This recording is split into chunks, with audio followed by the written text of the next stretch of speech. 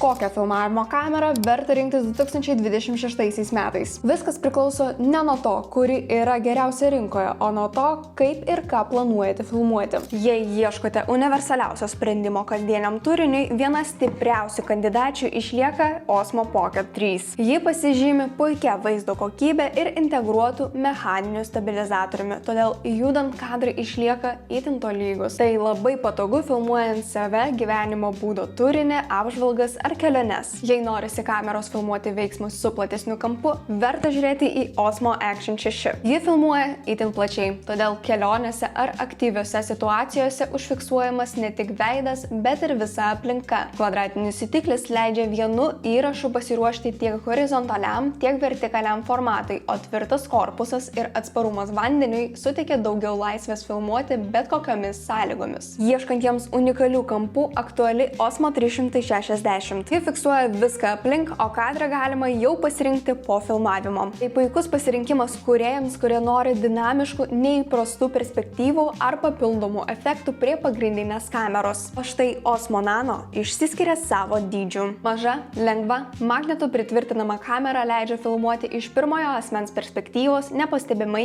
ir be sudėtingų laikiklių. Tai patogus pasirinkimas tiems, kurie nori mobilumo ir kūrybinės laisvės. Ideali kamera iš tiesų priklausys nuo jūsų poreikių, tad tikiuosi, kad paseksite Pro Maxą, kad nepraleistumėte naujienų.